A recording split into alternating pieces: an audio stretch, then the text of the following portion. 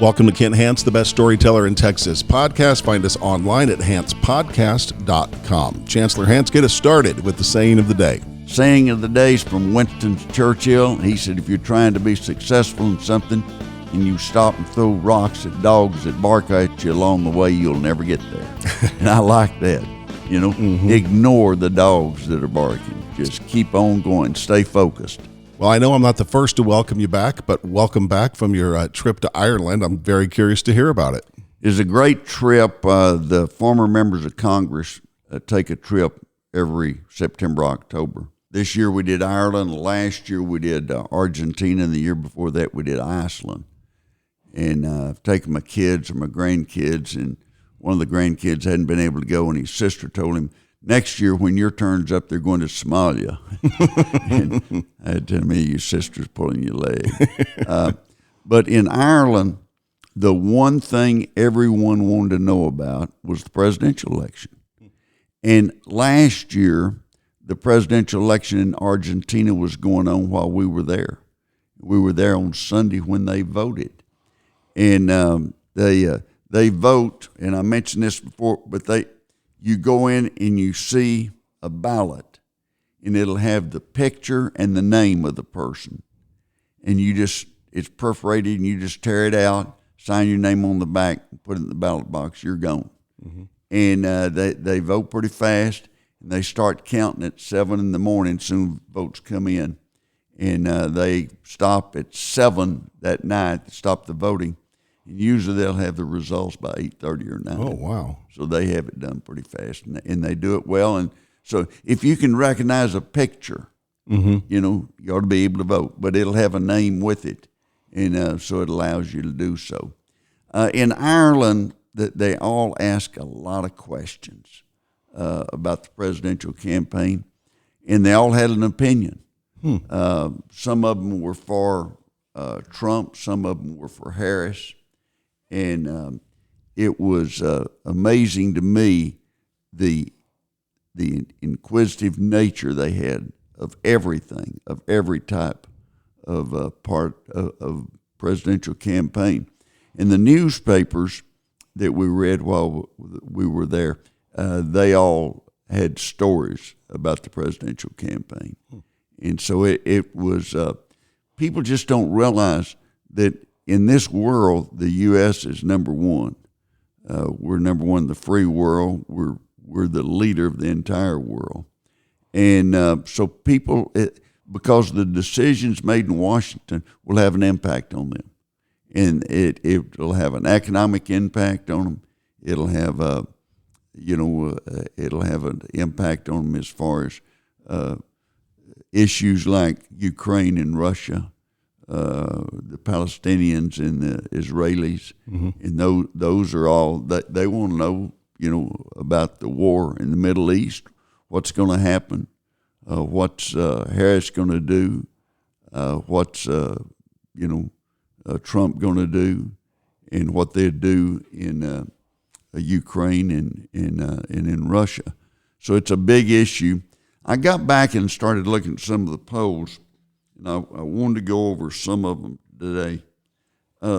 Friday, the Wall Street Journal, which is pretty good polling. In Michigan, they had Harris at 47% and Trump at 45%. That's a pretty close race. Michigan's been real close in the past. The last person that had, when Trump carried it, no one carried it. You have to go back 20-something years before a Republican carried Michigan. So it's a neck-and-neck race. And that was a Wall Street Journal poll. Then on Wednesday, the Quinnipiac poll came out and had Trump at 50% in Michigan and Harris at 47%. So he was 3 points ahead in one poll, and she was 2 points ahead in another poll.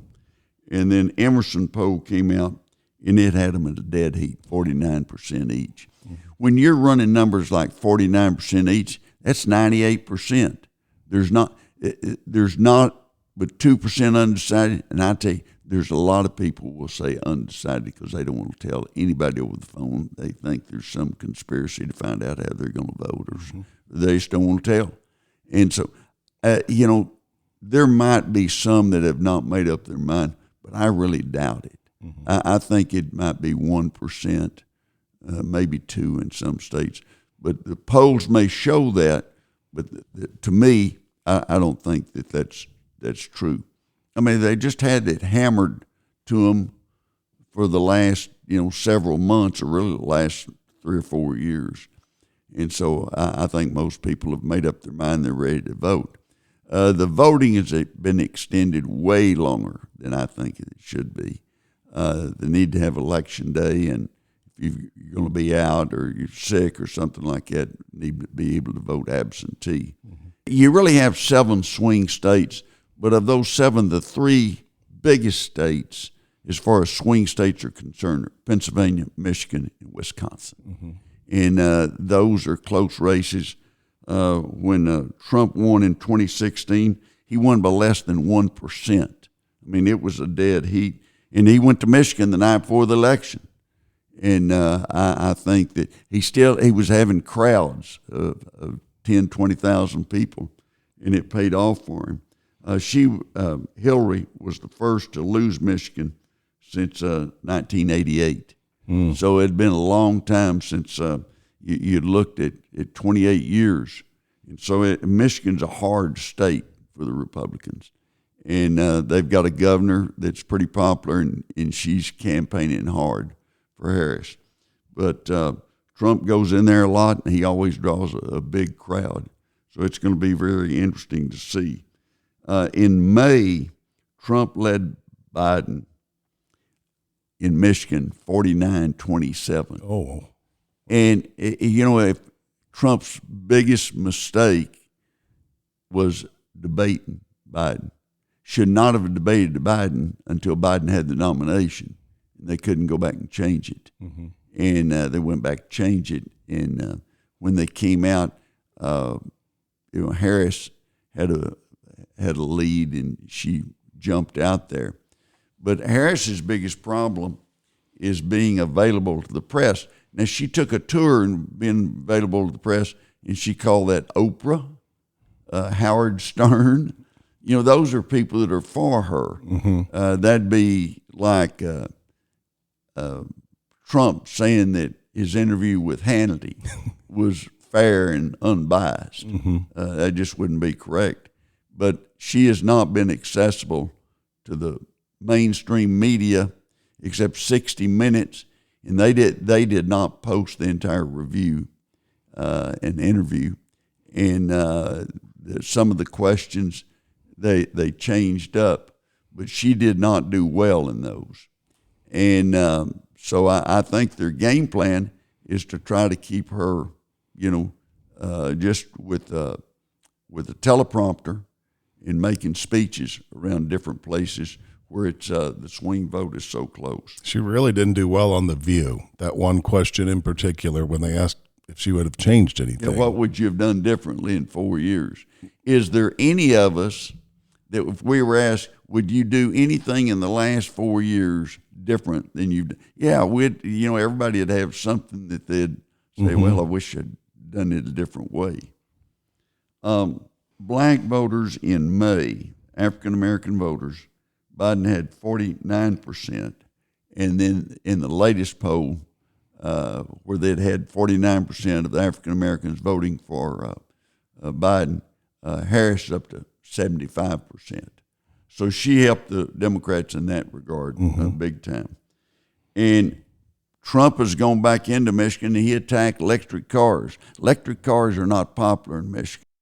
For obvious reasons. Yeah, the UAW has endorsed has endorsed Harris.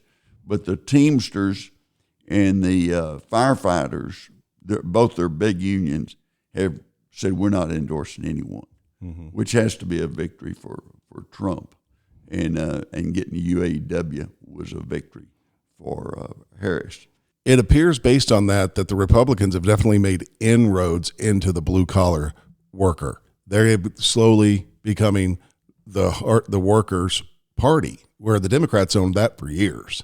And now the Republicans are kind of getting there. Trump opened the door on a lot of that. They identified with him. They liked what he said, and I'm talking about the blue-collar worker. And they always liked Reagan, and that Reagan spoke their language. And some of the social issues that the Democrats have accepted and have gotten involved in, the transgender issues and everything, the average blue-collar worker, he or she does not, that they don't mix with that. It's not something that's a high priority for them, and they wonder why government's involved in it. And so you see that more of those workers have shifted.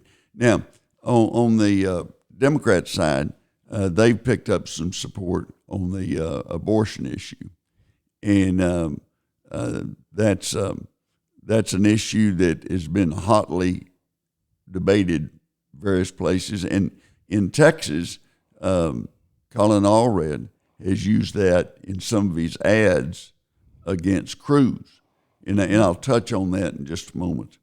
But nationwide, Clear Politics has Harris up by 2, and that's a pretty close race.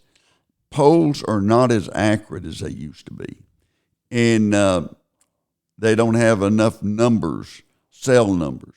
You can't go to a phone book. First time I ran a poll, a pollster told me, if you want to run it cheap, get someone to help you. And I had a guy named Don Boucher help me. And we took the first person, the name, in the phone book on the left side of the page, and we'd call them. And we'd call till we got somebody, and then we'd turn the page. And so we did that, and early, not very many people, if any, knew me. But we ran a poll after I'd been advertising, and people did know me, and we ran it the same way. The most important thing about polls is a trend. What is the trend? And if you're going to run a poll, do it the same way every time, because if you start changing a little, you'll get different results that may be accurate and may not be accurate. But if you run it the same way, you're going to figure out what that trend is, and so you'll know if you're trending right or you're not trending right. The Carter, and this is really important, the Carter-Reagan race in 1980 was neck and neck, and the national media reported it as neck and neck. But about 8 to 10 days before the election, you could feel it starting to shift, and it just shifted tremendously. And Reagan won big. And what had happened, people were concerned about Carter and the hostages in Iran, and they felt like that he had mishandled that. Now, you're looking at the polls on who can handle what. They had Trump down on the economy. He leads on the economy, also on inflation and immigration. They had Harris leading in the polls on health care, education, and housing. The swing states, and I've mentioned Harris was ahead in Michigan, Pennsylvania, Wisconsin, and Nevada in one poll, Wall Street Journal, and Trump was up in Georgia, North Carolina, and Arizona. But Harris had small lead of 1% in Michigan, Pennsylvania, Wisconsin, Nevada. Now, there was another poll, The Hill.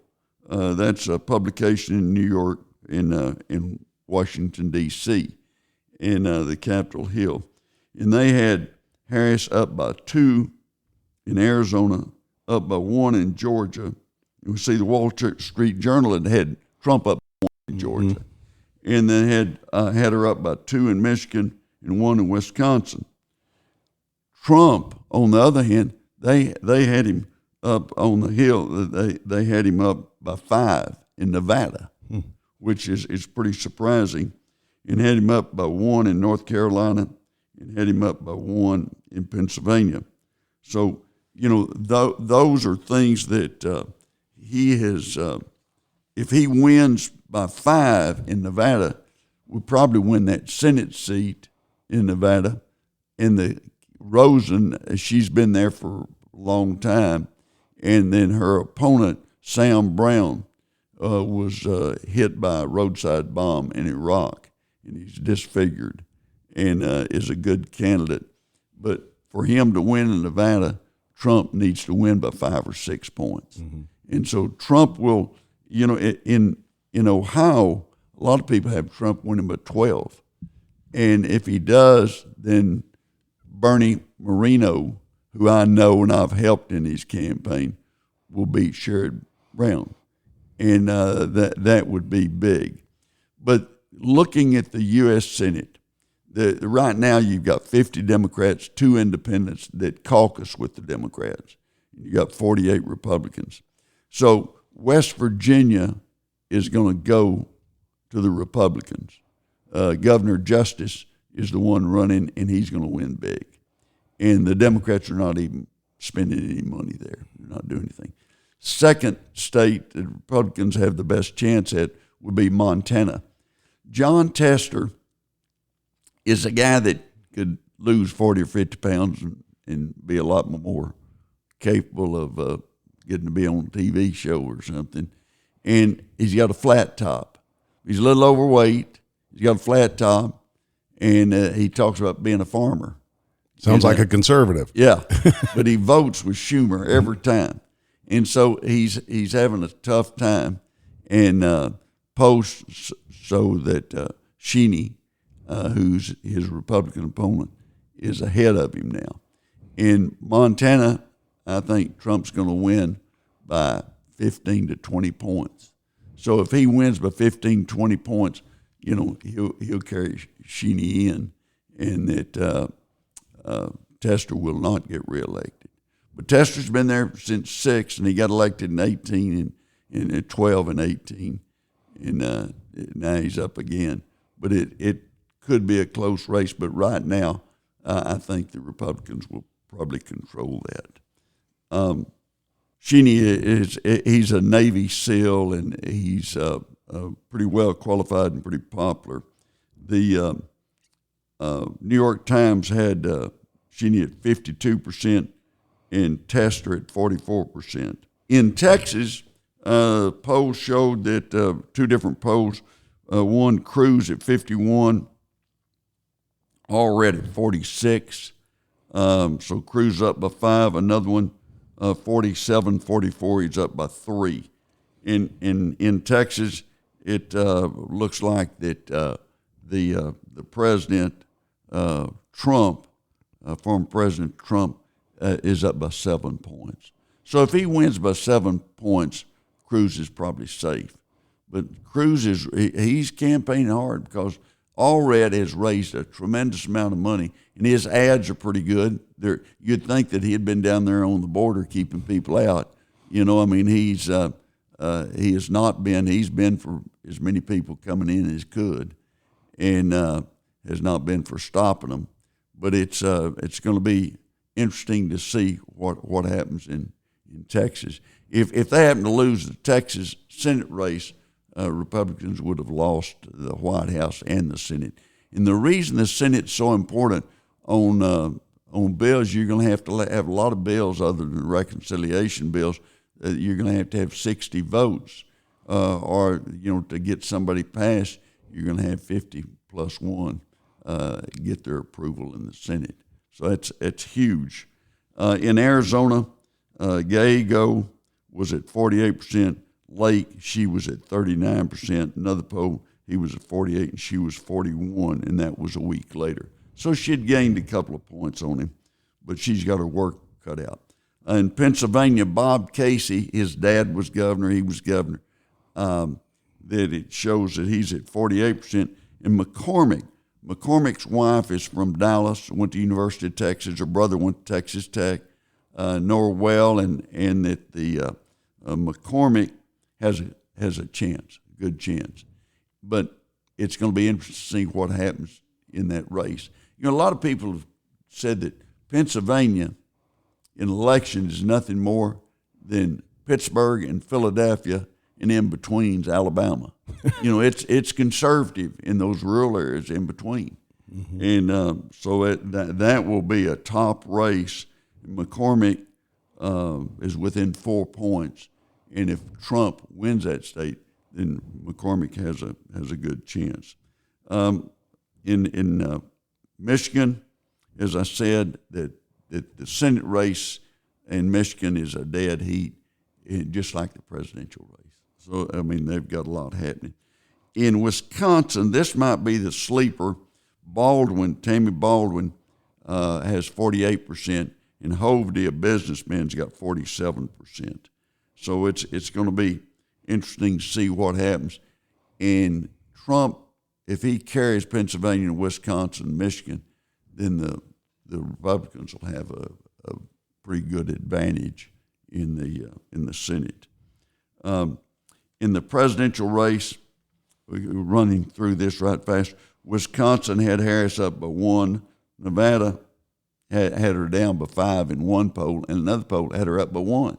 There's a 6-point swing. Michigan had her up by 1. Pennsylvania had her up by 1. Georgia had Trump up by 1. North Carolina had Trump up by 1. Arizona had Trump up by 2.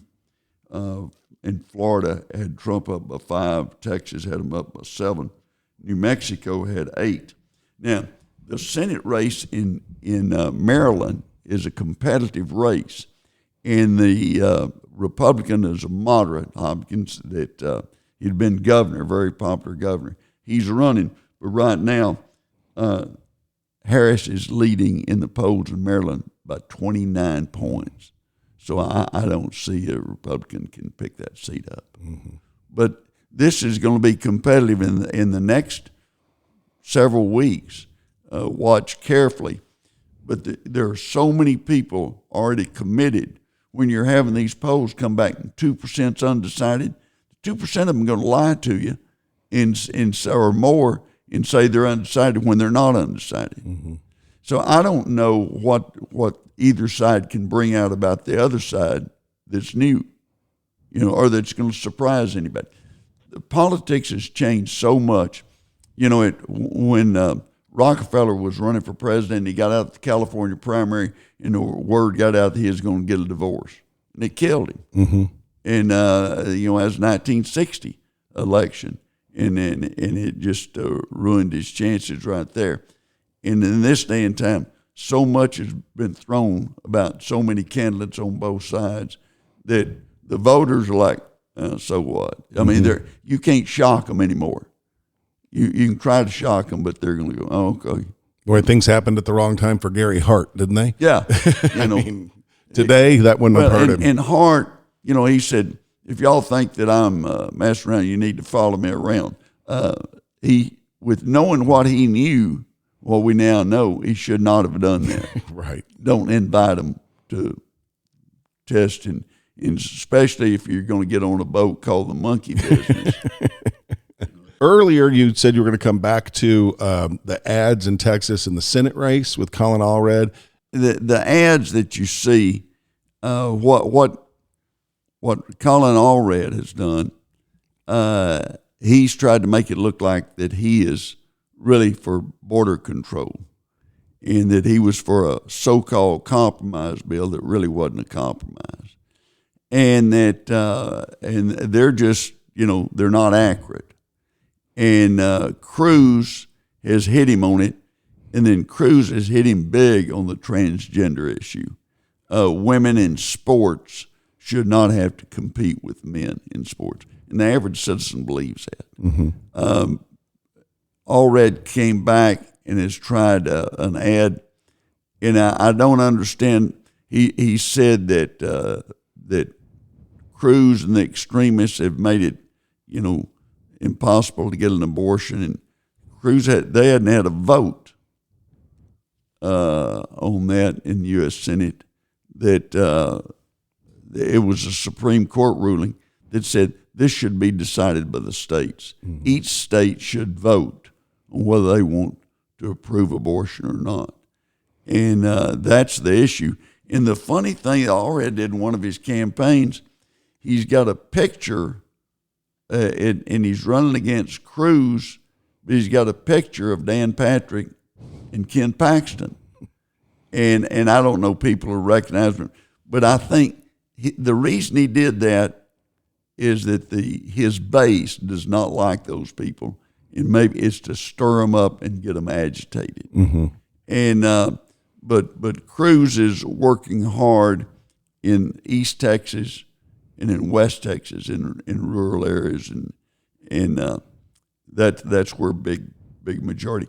When he beat Beto in Amarillo, Lubbock, Midland, Odessa, San Angelo, Abilene, and Wichita Falls, those 7, he won by 255,000 votes, and he only won the race by 215.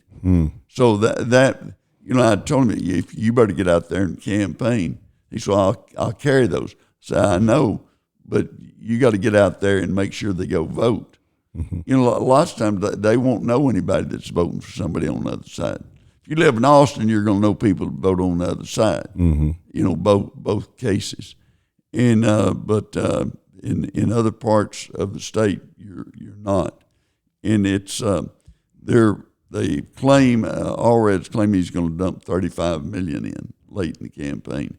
Has not done it as of today, but it'll be interesting to see. I don't know that you can buy a lot more ads than they're both buying. They bought up every ad they can. Mm-hmm. And Cruz spent a bunch of time in the valley. He's got some good support down there. And so that the politics along the Rio Grande Valley is changing. And Trump was one of the guys that shifted on that. There's been some people in the Republican Party that did not like Trump, and they were more of the country club set than the blue collar set, and he's shifted some, and but it looks like Trump's going to win in Texas by 5 to 8 points, and that Cruz should win by 2 to 3. You want to remind everyone of the saying of the day?